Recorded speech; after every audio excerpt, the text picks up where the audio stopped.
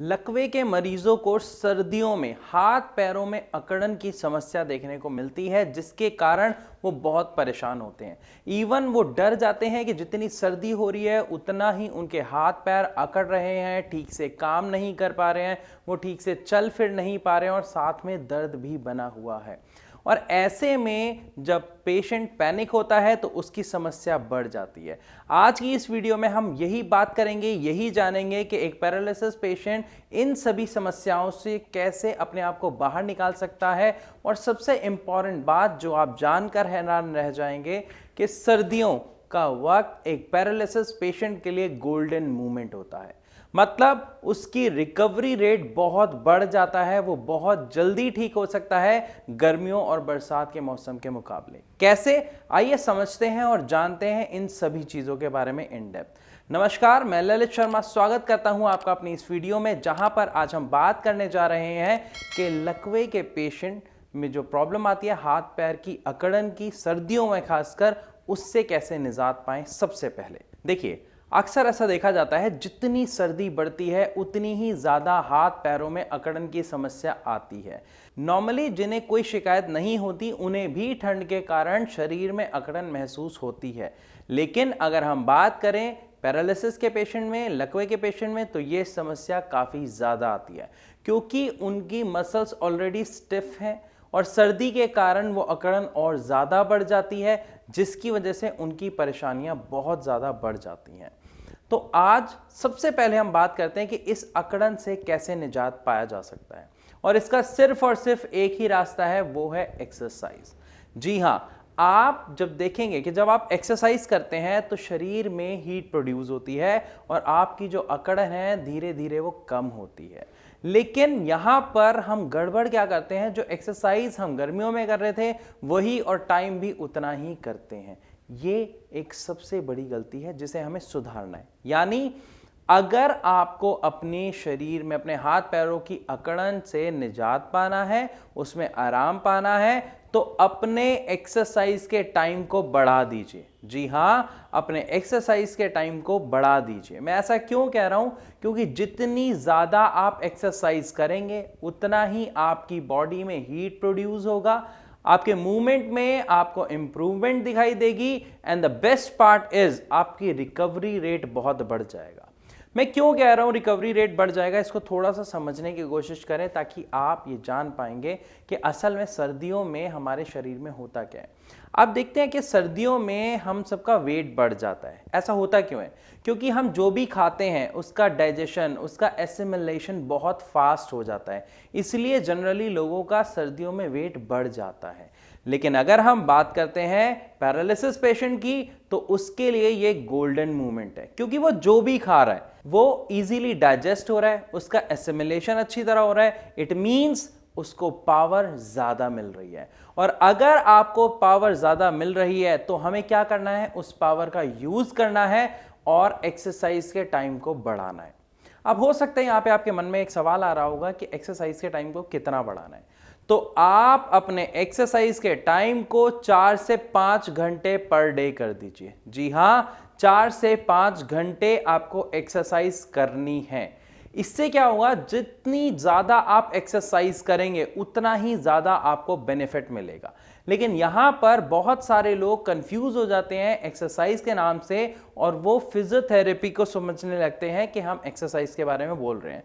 तो यहां पर मैं आज आपको बताता हूं फिजियोथेरेपी और ऑक्यूपेशनल थेरेपी, ये दो अलग अलग चीजें हैं। यहां पर हम फिजियोथेरेपी के बारे में आपको पहले बताते हैं। फिजियोथेरेपी होती क्या है?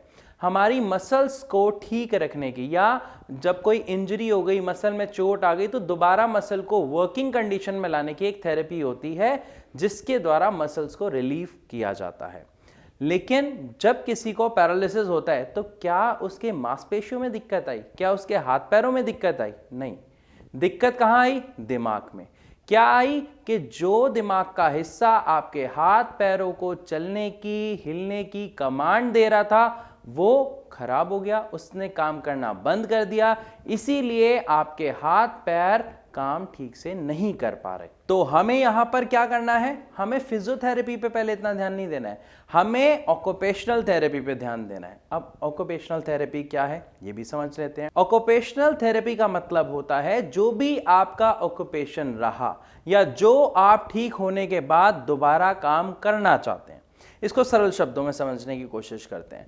मान लीजिए अगर आप लकवे की समस्या से ठीक होके रनिंग करना चाहते हैं या साइकिलिंग करना चाहते हैं या मान लीजिए टाइपिंग करना चाहते हैं, तो आप उसकी प्रैक्टिस अभी से करेंगे, मतलब वो कोशिश अभी से ही करेंगे। चाहे आपका हाथ नहीं चल रहा, चाहे आपकी उंगलियां नहीं चल रही, लेकिन हमें दिमाग को सिखाना है, हमें वो कराना है। तो आप अभी से ही टाइपिंग की एक्सरसाइज, टाइपिंग की प्रैक्टिस करनी शुरू करेंगे। अगर आपको साइकिलिंग करनी है तो आप साइकिलिंग करना शुरू करेंगे। मैं ऐसा क्यों कह रहा हूं आप खुद समझिए। मान लीजिए अभी आपकी अगर एज 35 साल है, तो आपका दिमाग लकवे की शिकायत से पहले कितने साल का हो गया था, कितने साल की मैच्योरिटी थी, 35 साल की।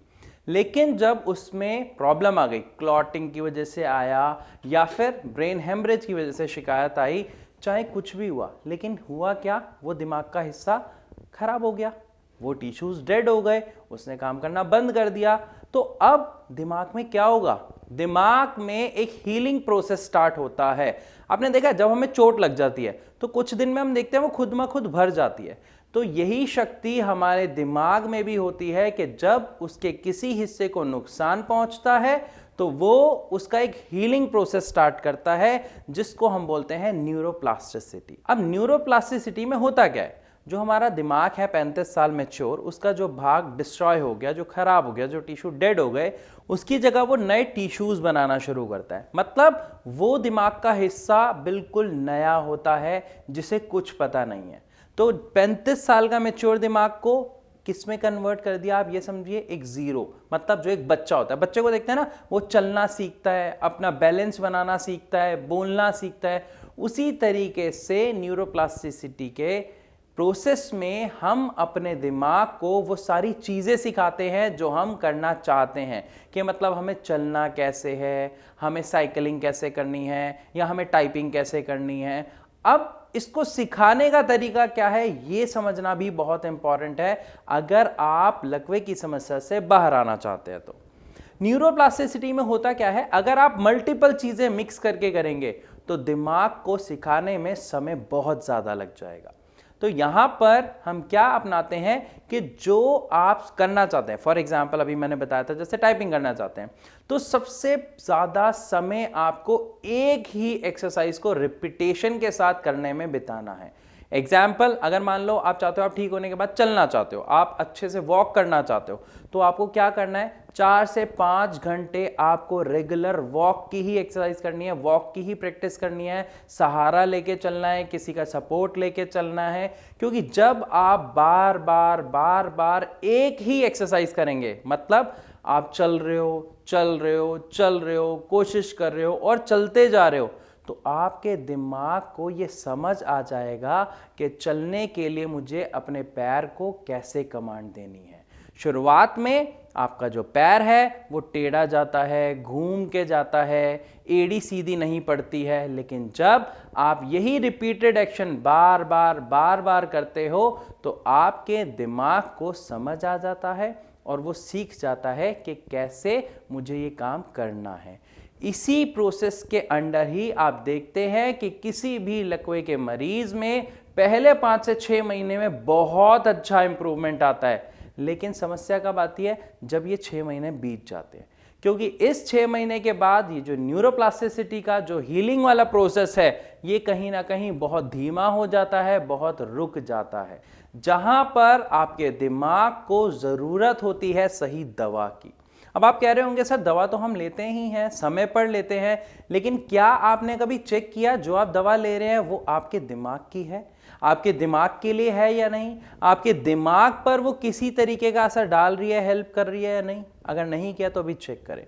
क्योंकि आपकी जो दवा है वो फूड सप्लीमेंट्स होंगे, वो वाइटामिन्स होंगे, उसमें खून पतला करने की आपको दवाई हो सकती है, उसमें शुगर की, बीपी की मेडिसिन आपको देखने को मिल सकती हैं, लेकिन कोई भी मेडिसिन एलोपैथ में ऐसी है ही नहीं जो दी जाती है आपकी न्यूरोप्लास्टिसिटी में हेल्प करने के लिए। ऐसा मैं क्यों कह रहा हूं? क्योंकि एलोपैथी में ऐसी दवा अभी तक बनी ही नहीं है, इसीलिए उन डॉक्टर्स ने आपको दी ही नहीं है। लेकिन इसी के दूसरी तरफ अगर मैं बात करूं आयुर्वेद की या होम्योपैथी की, तो दोनों में ऐसी दवा अवेलेबल है, डॉक्टर्स देते हैं, पेशेंट्स में इंप्रूवमेंट हमें देखने को मिलते हैं।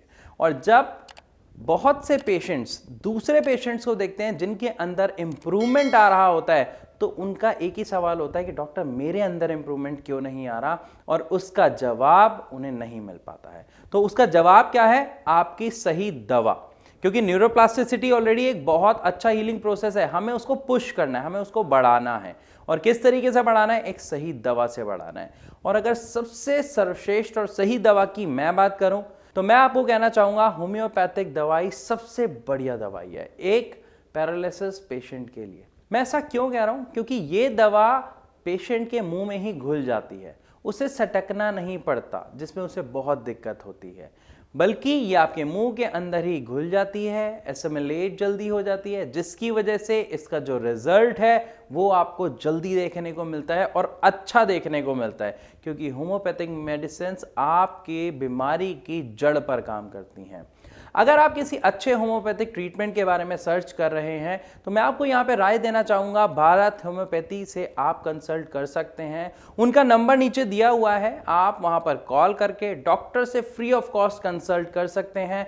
आपका जो सवाल है आप उनसे पूछ सकते हैं। तो अब मैं वापस आता हूं जो हम टॉपिक पे बात कर रहे थे कि हमारी जो अकड़न की समस्या है उसको दूर कैसे करना है।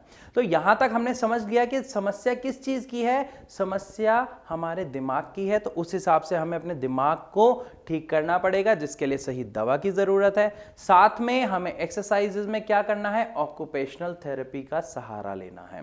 साथ ही यहां पर आपको 5 से 6 घंटे एक्सरसाइज करनी है। और कौन सी करनी है? ऑक्यूपेशनल थेरेपी वाली, जो मैंने आपको बताई, जो आप काम ठीक होके करना चाहते हैं। आप एक बात का खास तौर पर ख्याल रखें कि हमें एक्सरसाइज लेट के नहीं करनी है। आपको एक्सरसाइज खड़े होके, चल के, ऐसी एक्सरसाइज करनी है जिसमें मल्टीपल एक्सरसाइजेस इंक्लूड हों, ताकि आपका रिजल्ट अच्छा आपको मिले। दूसरी बात मैंने आपको बताया शुरुआत में ही कि सर्दियों के मौसम में एसिमिलेशन, चीज़ों का डाइजेशन बहुत अच्छा होता है, जिससे हमको बहुत फ़ायदा होता है, हमको पावर मिलती है।